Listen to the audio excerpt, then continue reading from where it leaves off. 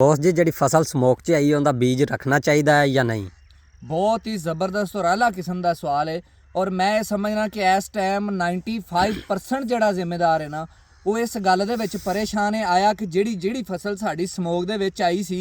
ਕੁਛ ਦਿਨ ਚਾਹੇ ਉਹ 10 ਦਿਨ ਰਹੀ ਹੈ 20 ਦਿਨ ਰਹੀ ਹੈ ਜਾਂ 30 ਦਿਨ ਰਹੀ ਹੈ ਚूंकि ਟੋਟਲ ਉਹਦਾ ਅਰਸਾ ਤਕਰੀਬਨ 30 ਦਿਨ ਦੇ ਕਰੀਬ ਹੀ ਜਿਹੜਾ ਨਾ ਸਮੋਕ ਰਹੀ ਹੈ ਆਇਆ ਉਹਨੂੰ ਅਗਲੇ ਸਾਲ ਲਈ ਸੀਡ ਦੇ ਤੌਰ ਤੇ ਬਚਾਉਣਾ ਚਾਹੀਦਾ ਹੈ ਕਿਉਂਕਿ ਬਹੁਤ ਸਾਰੇ ਲੋਕਾਂ ਨੇ ਨਵੇਂ ਬੀਜ ਲਾਏ ਸਨ ਔਰ ਨਵੇਂ ਬੀਜ ਜਿਹੜੇ ਨਾ ਜ਼ਾਹਿਰ ਹੈ ਫਿਰ ਜ਼ਿੰਮੇਦਾਰ ਦੀ ਕੋਸ਼ਿਸ਼ ਹੁੰਦੀ ਹੈ ਕਿ ਅਗਲੇ ਸਾਲ ਲਈ ਬਚਾਇਆ ਜਾਏ। ਇਹ ਸਵਾਲ ਬੜਾ ਕੀਮਤੀ ਔਰ ਲੱਖਾਂ ਰੁਪਈਆਂ ਦਾ ਸਵਾਲ ਹੈ। तमाम ਆਲੂ ਦੇ ਕਾਸ਼ਤਕਾਰਾਂ ਨੂੰ ਮੈਂ ਰਿਕਵੈਸਟ ਕਰਾਂਗਾ ਇਹ ਸੁਣੋ ਔਰ ਦੂਸਰੇ ਜ਼ਿੰਮੇਦਾਰਾਂ ਨਾਲ ਸ਼ੇਅਰ ਵੀ ਕਰੋ।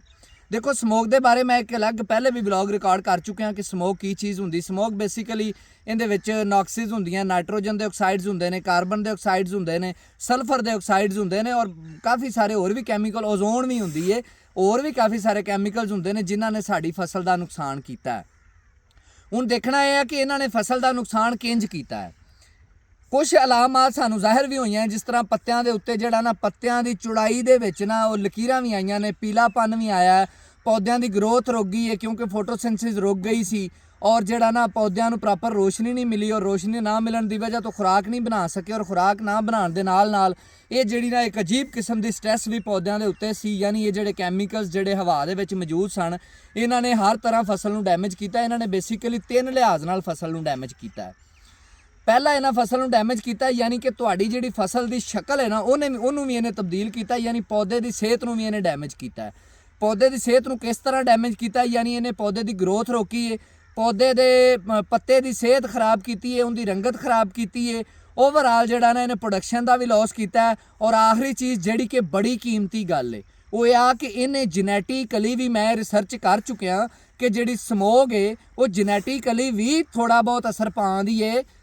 ਆਲੂ ਦੀ ਫਸਲ ਦੇ ਉੱਤੇ। ਜੈਨੇਟਿਕਲੀ ਯਾਨੀ ਉਹਦੇ ਜਿਹੜੇ ਜੀਨਸ ਹੁੰਦੇ ਨੇ ਉਹਨਾਂ ਦੇ ਉੱਤੇ ਵੀ ਥੋੜਾ ਬਹੁਤ ਅਸਰ ਪਾਉਂਦੀ ਹੈ ਕਿ ਜੀਨਸ ਦੀ ਆਲਟਰੇਸ਼ਨ ਹੋ ਜਾਂਦੀ ਹੈ, ਯਾਨੀ ਹਲਕੀ ਫੁਲਕੀ ਤਬਦੀਲੀ ਹੋ ਜਾਂਦੀ ਹੈ ਜਿੰਦੀ ਵਜ੍ਹਾ ਤੋਂ ਨੈਕਸਟ ਈਅਰ ਦੇ ਵਿੱਚ ਅਗਰ ਅਸੀਂ ਉਹਨੂੰ ਸੀਡ ਨੂੰ ਰੱਖਾਂਗੇ ਤੇ ਉਹਦੇ ਵਿੱਚ ਬੜੇ ਵੱਡੇ ਖਦਸ਼ੇ ਦਾ ਡਰ ਹੈ, ਯਾਨੀ ਸਾਡੀ ਅਗਲੇ ਸਾਲ ਦੀ ਫਸਲ ਵੀ ਤਬਾਹ ਹੋ ਸਕਦੀ ਹੈ ਔਰ ਇਹ ਜਿਹੜਾ ਸਾਡਾ ਜਿਹੜਾ ਸੀਡ ਹੈ ਉਹ ਤਾਂ ਜ਼ਾਇਆ ਹੋਣਾ ਹੀ ਹੋਣਾ ਔਰ ਸਾਡਾ ਟਾਈਮ ਵੀ ਵੇਸਟ ਹੋ ਸਕਦਾ ਹੈ। ਹੁਣ ਇਹ ਸਵਾਲ ਇਹ ਜਵਾਬ ਬੇਸਿਕਲੀ ਮੈਂ ਐਂਡ ਤੇ ਦੇਣਾ ਸੀ ਲੇਕਿਨ ਉਹ ਪਹਿਲੇ ਗੱਲ ਹੋ ਗਈ ਹੈ। ਬਹਰਹਾਲ ਇਹ ਸਾਰੇ ਸਿਨੈਰੀਓ ਨੂੰ ਅਗਰ ਦੇਖੀਏ ਤੇ ਰਿਕਮੈਂਡੇਸ਼ਨ ਕੀ ਹੈ ਬੇਸਿਕਲੀ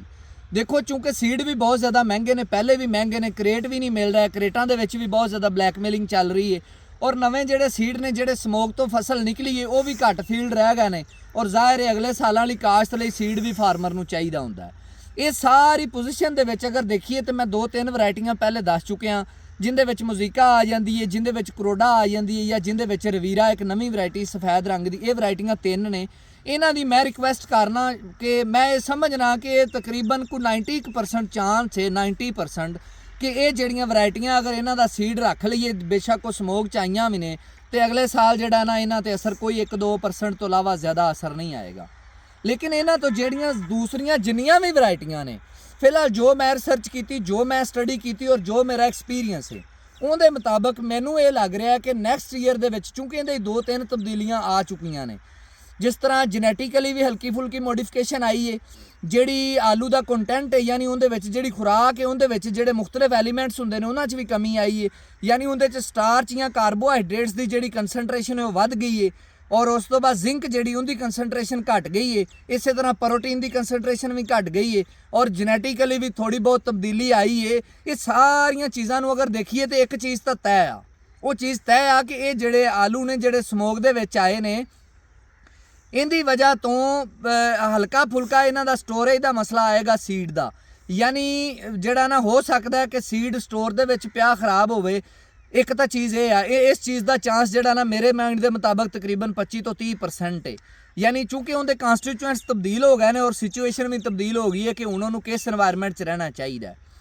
ਦੂਸਰੀ ਚੀਜ਼ ਇਹ ਆ ਕਿ ਚूंकि ਜੈਨੇਟਿਕ ਮੋਡੀਫਿਕੇਸ਼ਨ ਵੀ ਆਈ ਹੈ ਔਰ ਨੈਕਸਟ ਈਅਰ ਦੇ ਵਿੱਚ ਜਿਸ ਟਾਈਮ ਕਾਸ਼ ਕਰਾਂਗੇ ਉਸ ਟਾਈਮ ਵੀ ਸੀਡ ਦੇ ਥੋੜਾ ਬਹੁਤ ਹਲਕੇ ਫੁਲਕੇ ਗਲਣ ਦਾ ਡਰ ਹੈ ਔਰ ਮਜ਼ੀਦ ਬਿਮਾਰੀਆਂ ਦੇ ਅਟੈਕ ਦਾ ਵੀ ਡਰ ਹੈ, ਖਾਸ ਤੌਰ ਤੇ ਰਿੰਗ ਰੋਡ ਜਿਹੜੀ ਸਟੋਰ ਵਗੈਰਾ 'ਚ ਆਉਂਦੀ ਹੈ ਔਰ ਮਜ਼ੀਦ ਦੂਸਰੀਆਂ ਬਿਮਾਰੀਆਂ ਚूंकि ਸੀਡ ਕਮਜ਼ੋਰ ਹੋਏਗਾ ਔਰ ਸੀਡ ਜਿਸ ਟਾਈਮ ਕਮਜ਼ੋਰ ਹੋਏਗਾ ਔਰ ਉਸ ਟਾਈਮ ਵੈਦਰ ਜਿਹੜਾ ਹੁੰਦਾ ਉਹ ਵੀ ਥੋੜਾ ਜਿਹਾ ਸ਼ਦੀਦ ਹੁੰਦਾ ਸ਼ੁਰੂ ਦੇ ਵਿੱਚ ਔਰ ਇਹ ਸਾਰੀਆਂ ਚੀਜ਼ਾਂ ਮਿਲ ਕੇ ਜਿਹੜਾ ਨਾ ਉਹਦੀ ਪ੍ਰੋਡਕਸ਼ਨ ਮਿਨੀਮਮ ਕਮ ਅਜ਼ ਕਮ ਉਹਦੀ ਪ੍ਰੋਡਕਸ਼ਨ ਦਾ ਨੁਕਸਾਨ ਜ਼ਰੂਰ ਹੋਏਗਾ ਔਰ ਜਿਹੜਾ ਕਿ 80% ਹੋਏਗਾ। ਹੁਣ ਅਗਰ ਅਸੀਂ ਇਹ ਸਾਰੇ ਸਿਨੈਰੀਓ ਨੂੰ ਦੇਖੀਏ ਕਿ ਅਸੀਂ ਇਹਨੂੰ ਸੀਡ 'ਚ ਰੱਖਣਾ ਜਾਂ ਨਹੀਂ ਰੱਖਣਾ। ਮੈਂ ਰਿਕਵੈਸਟ ਕਰਨਾ ਕਿ 3 ਵੈਰਾਈਟੀਆਂ ਜਿਹੜੀਆਂ ਤੁਹਾਨੂੰ ਦਸੀਆਂ ਨੇ ਉਹਨਾਂ ਨੂੰ ਤੁਸੀਂ ਜਿਹੜਾ ਨਾ ਸੀਡ ਦੇ ਵਿੱਚ ਐਕਸਪੈਰੀਮੈਂਟ ਦੇ ਤੌਰ ਤੇ ਜਾਂ ਮੇਰੇ ਕਹਿਣ ਤੇ ਤੁਸੀਂ ਅੱਗੇ ਲੈ ਜਾਓ। ਲੇਕਿਨ ਜਿਹੜੀਆਂ ਬਾਕੀ ਵੈਰਾਈਟੀਆਂ ਨੇ ਉਹਨਾਂ ਨੂੰ ਮੈਂ ਸਮਝਣਾ ਕਿ ਜਿਹੜੀ ਬਿਲਕੁਲ ਬਹੁਤ ਜ਼ਿਆਦਾ ਨਵਾਂ ਬੀਜ ਸੀ ਪਹਿਲੇ ਸਾਲ ਵਾਲਾ ਮਿਸਾਲ ਦੇ ਤੌਰ ਤੇ, ਉਹਨੂੰ ਤੁਸੀਂ ਬਚਾ ਲਓ ਤੇ ਦੂਸਰੇ ਤੇ ਰਿਸਕ ਨਹੀਂ ਲੈਣਾ ਚਾਹੀਦਾ। ਇਹ ਰਿਸਕ ਨਾ ਮੁਨਾਸਬ ਸਾਬਤ ਹੋ ਸਕਦਾ ਹੈ। ਲੇਕਿਨ ਮੈਂ ਫਿਰ ਵੀ ਅੱਲਾਹ ਤਾਲਾ ਇਸ ਜ਼ਾਤ ਅੱਗੇ ਦੁਆ ਕਰਨਾ